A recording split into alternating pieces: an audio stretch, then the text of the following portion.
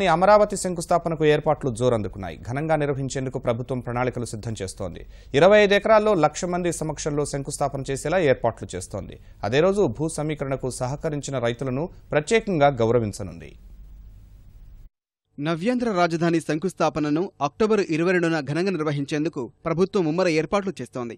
ఈ కార్యక్రమంలో పాల్గొనేందుకు ప్రధాని నరేంద్ర మోదీ ఇప్పటికే సంసిద్ధత ప్రకటించారు.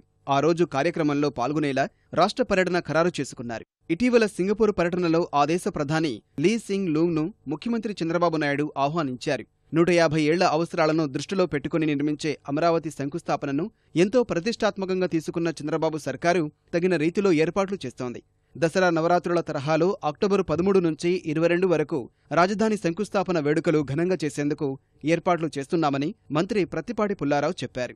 రాష్ట్ర వ్యాప్తంగా కూడా ప్రతి గ్రామ పంచాయతీకి 10 మందికి ఎవరైతే జన్మభూమి కమిటీలు ఉన్నారో, ఎవరైతే ప్రజాప్రతినిధులు ఉన్నారో వాళ్ళందరూ కూడా ఇన్విటేషన్స్ పంపిస్తున్నాం రాష్ట్ర ప్రభుత్వం తరఫున. ఆ విధంగా 16,000 గ్రామాల నుంచి గ్రామానికి 10 మంది చొప్పున వచ్చేటువంటి దానికి ప్రణాళికను కూడా తయారు చేస్తా ఉన్నాం.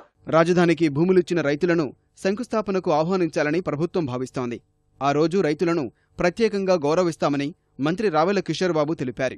రైతులు ఎవరైతే రాజధానికి భూములు ఇచ్చారో ప్రతి ఒక్కరికి కూడా పసుపు కుంకుమలతో సహా పట్టు వస్త్రాలు వాళ్ళకి ఇచ్చి వాళ్లకు ఆహ్వానం పలికి వాళ్ళందరికి కూడా ఒక ప్రత్యేకమైనటువంటి గ్యాలరీలో ఉంచి వారిని అభినందించేటువంటి కార్యక్రమం, వాళ్ళని మెచ్చుకునేటువంటి కార్యక్రమం ఒకటి ఉన్నది. అంతేకాకుండా వాళ్ళ పేర్లు చరిత్రలో చిరస్థాయిగా లిఖించబడాలి అని అంటే అక్కడ ఒక మాన్యుమెంట్ కూడా వేసి వాళ్ళ పేర్లు కూడా లిఖించడానికి కూడా ప్రయత్నం చేస్తున్నాం. రాజధాని నిర్మాణంలో ప్రతి ఒక్కరి భాగస్వామ్యం తెలిసేలా, అందరి పేర్లు లిఖించేలా ఓ స్మారకాన్ని ఏర్పాటు చేసే అంశాన్ని సర్కారు పరిశీలిస్తోంది.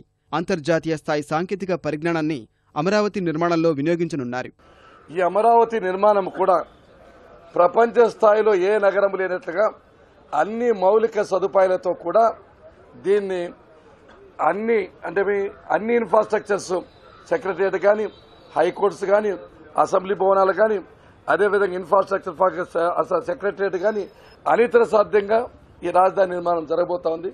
రాజధాని శంకుస్థాపన శుభముహూర్తాన్ని 1-2 రోజుల్లో ఖరారు చేయనున్నట్లు ప్రభుత్వ వర్గాలు తెలిపాయి.